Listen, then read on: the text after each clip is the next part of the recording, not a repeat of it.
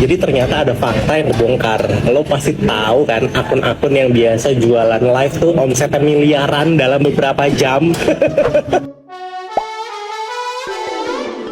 Omset miliaran ternyata cuman fake order. Jadi guys, banyak banget netizen ini tuh yang kayak membongkar strategi marketing para seller gitu guys. Mereka-mereka ini yang pernah kayak pamer-pamer omset gitu ya guys, dibongkar kalau itu tuh cuman fake order gitu. Jadi cara kerjanya gitu ya guys, para buzzer ini tuh disuruh check out pada saat live, terus kalau selesai live itu langsung cancel check out gitu. Nah untuk metode yang kedua nih guys, mereka ini tuh disuruh check out, terus nanti barangnya itu tuh yang datang bukan produknya, tapi mungkin kayak permen atau sampah gitu. Jadi nih selama ini kalau kita ngelihat kayak seller-seller ini omsetnya miliaran rupiah, terus banyak banget orderan gitu ya, kayak produk-produk yang sudah di packing itu nyampe bejibun, itu ternyata fake order juga gitu guys. Jadi nih para buzzer-buzzer yang disewa untuk check out fiktif ini tuh dibayar 50.000 gitu ya guys per orang gitu. Dan mereka ini tuh bisa mendapatkan omset atau penghasilan per bulan itu 1.500.000 gitu. Cuman kerjanya tuh cuman check out doang gitu loh. Jadi guys udah nggak usah heran lagi gitu ya, kok ini seller pada banyak banget yang check out sampai omsetnya miliaran rupiah sudah dibongkar nih sama buzzer-buzzer ini gitu guys. Kalau mereka ini ya pernah bekerja seperti itu untuk meningkatkan omset agar bisa dipamerin gitu, bisa flexing gitu kalau seller-seller ini tuh punya omset sekian rupiah atau sekian miliar rupiah gitu kan. Bentar, mixunya tak dulu. Bergosip nih, tapi lu jangan bilang sama siapa ya. TikTok Shop kan udah tutup ya. Jadi ternyata ada fakta yang kebongkar. Lo pasti tahu kan akun-akun yang biasa jualan live tuh omsetnya miliaran dalam beberapa jam. Nah temen gue ternyata 1 tahun kemarin tuh dia gabung di salah satu grup freelance gitu di aplikasi chat biru yang gambar pesawat, lo tau lah ya. Nah lo tau pekerjaannya dia? Sebagai fake buyer. Jadi oknum-oknum akun besar ini ngumpulin orang di grup aplikasi itu buat jadi fake buyer mereka pada saat live. Lo tahu mereka dibayar berapa? Goceng buat sekali CO di satu akun. Temen gue ini kan punya 10 akun ya, jadi sehari dia harus 10 kali CO waktu mereka live di akun yang beda-beda. Temen gue jadi dia dapat 50.000 sehari, sebulan itu dia dapat 1,5 juta. Kerjaannya cuma CO doang. Terus gue bingung kan, lah lo fake buyer harus CO, yang bayar siapa ya gue tanya. CO kan harus bayar. Lo tahu temen gue bilang apa? Payment metode COD bang.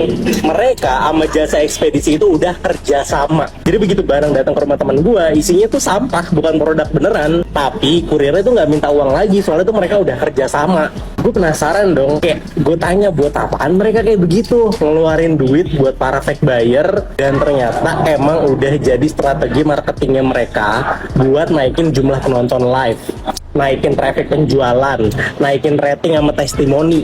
Hasilnya apa? Ya live mereka jadi FYP terus, makin banyak yang lihat, makin trust nih orang-orang, jadi impulsif dan akhirnya pada check out organik. Lo ngaku deh pasti pernah kan ngalamin kayak buka TikTok agak pengen belanja, tadinya cuma pengen scrolling doang, lihat FYP live jualan heboh rame, yang beli banyak lagi diskon, terus lo ikutan check out padahal lagi kagak butuh-butuh amat tuh barang. Impulsif, kena lo. Ngapa gue jadi kayak Bima ya? Kena lo.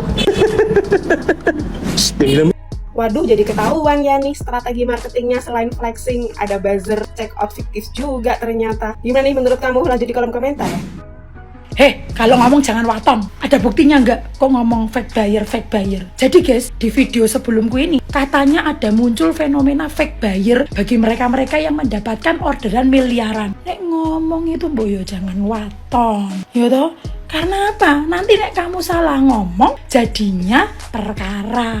Boyo sing aman-aman gitu loh nek ngomong itu ora langsung waton ini loh. Jadi begini guys, belum tentu mereka itu adalah fake buyer. Mereka itu adalah teman arisan. Mereka kumpul di saat ada event, di saat ada acara arisan, mereka kumpul arisan sambil ngocok arisan. Siapa yang dapat itu yang menang. Ngono lho. Boleh ngomongnya orang waton nih lho. Waton juga apa-apa, waton bener fake buyer. Mereka itu adalah perkumpulan arisan. Yo. Wah, baru tahu. Waton bener. Gue juga pernah ditawarin bang sama salah satu chat ya di aplikasi itu buat jadi fake buyer. Jadi ceritanya tuh kayak job deskripsinya kita dijelasin, kayak kita suruh check out di aplikasi di live TikTok itu gitu, kayak misalnya kita CO ini gitu loh. Nanti itu tuh dikasih linknya, nanti kita masuk ke grup itu, nanti kita tuh dikasih linknya buat CO apa aja yang harus kita CO gitu loh. Terus kayak gue, terus gimana dong kalau misalnya gue bayar? Enggak, itu sama sekali nggak bayar.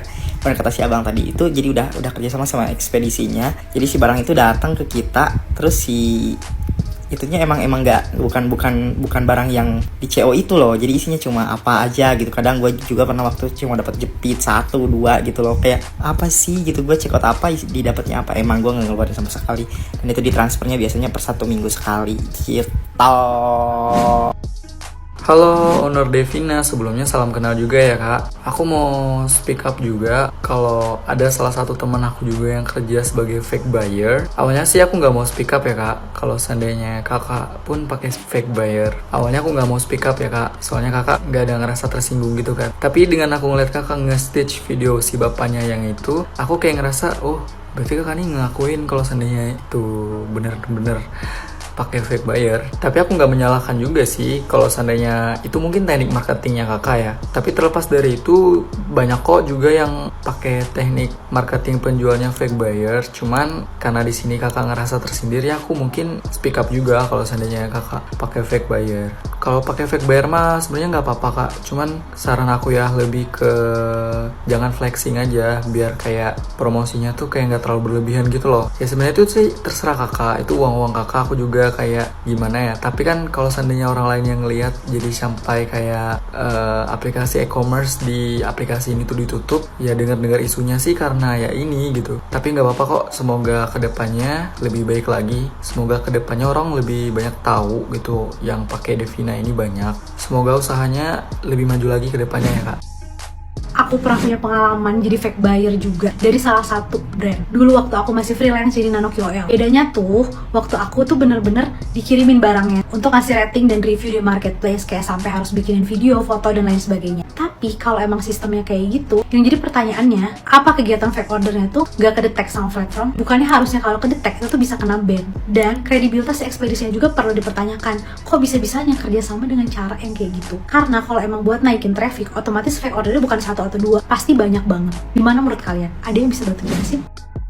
Oh, ternyata seperti itu sistemnya. Makasih bang infonya. Tapi terlepas dari videonya abang tadi, kayaknya aku jadi flashback ke sebuah kisah di zaman jahiliyah dulu. Jadi waktu pas zaman Rasulullah dulu, sistem fake buyer itu ternyata udah ada loh. Jadi di zaman Rasulullah dulu, owner itu yang punya toko di pasar tadi ngumpulin masa tuh, kayak ngumpulin temennya atau bayar-bayarin orang biar supaya datang beramai-ramai ke tokonya dia untuk menarik pelanggan, seolah-olah toko dia tuh rame gitu ya. Namanya naluri seorang pelanggan ya, kalau misalnya lihat yang rame-rame itu kan jadi kepo ya. Dan ternyata trik marketingnya seperti itu dari dulu tuh udah berhasil bikin toko dia tuh rame gitu. Jadi untuk pancingan lah ya gitu. Tapi ternyata di dalam Islam fake buyer itu diharamkan. Makanya waktu pas melihat kejadian itu, Rasulullah langsung melarang, janganlah kalian melakukan najash. Najash itu apa? Najash itu adalah berpura-pura menjadi pembeli padahal tidak ada niat untuk membeli gitu. Jadi kayak menipu lah ya, menipu pelanggan. Makanya di zamannya Umar bin Khattab dulu, kalau misalnya ada pedagang yang belum menguasai fikih muamalah di dalam Islam secara benar, itu ya nggak boleh turun ke pasar. Jadi karena dikhawatirkan bakalan terjerumus ke dalam dosa riba. Yang kedua yaitu tadi dosa penipuan tadi. Loh, kan barangnya tetap kukirim gitu ya kan, sama yang membeli asli tadi kan barangnya tetap kukirim. Aku nggak nipu. Kalau yang nipu itu kan nggak ngirim barang, ya nggak gitu. Walaupun kamu tetap mengirim barang dan kamu tidak menipu untuk mengirim barang tadi, tapi kan cara marketingnya tadi gitu udah dengan penipuan, ya tetap aja nggak barokah gitu. Jadi makanya untuk kita para pedagang tuh harus lebih belajar lagi lah banyak ilmu agama, biar supaya kita tidak mengikuti trik-trik orang yang menghalalkan segala cara untuk mendapatkan uang. Takutnya hasilnya nggak barokah, akhirnya kita nggak tahan lama gitu, nggak tahan lama dagangnya, ataupun yang takutnya ditarik nikmat imannya gitu, nggak sih, seperti kayak dikasih istidraj, naudzubillahi min dzalik.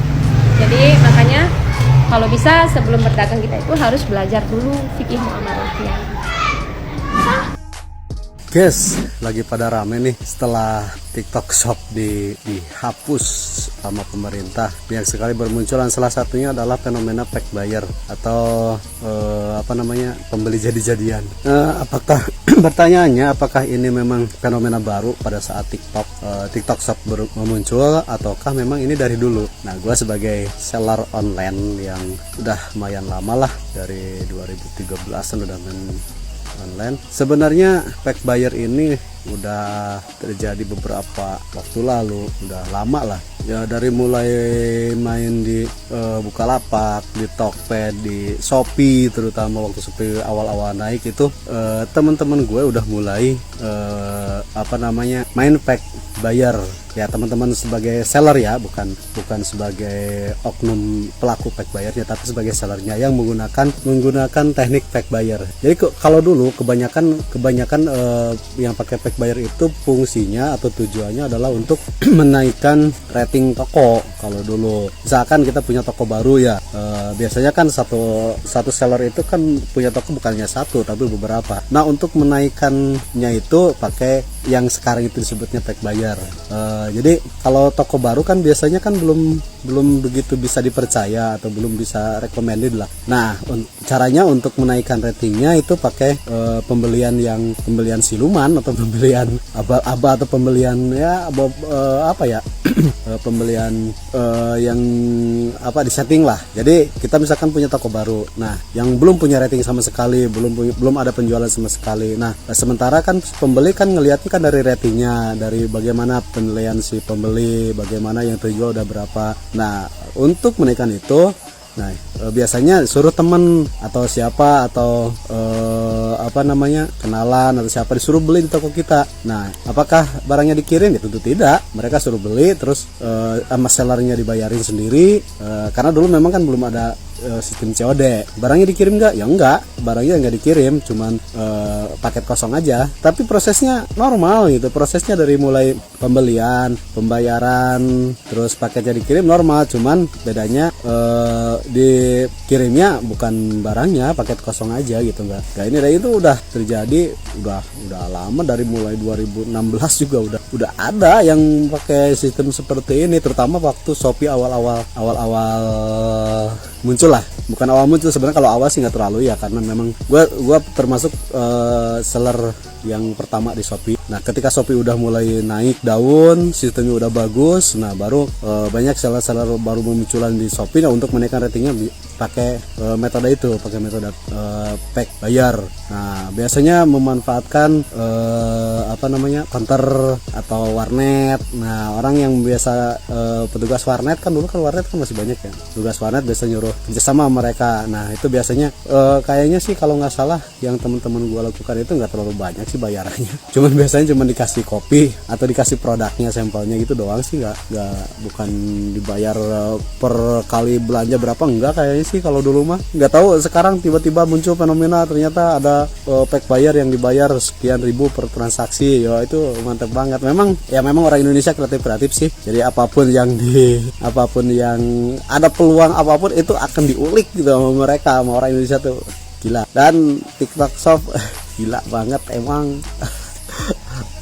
Gua gak ngerasain dah, ntar aja lah diceritain di video yang lainnya dah tentang TikTok Shop, tentang TikTok Shop yang lagi rame ini karena ditutup sama pemerintah. Bagaimana tanggapan gua? Coba dah, ntar gua coba bikin videonya ya. Bye bye.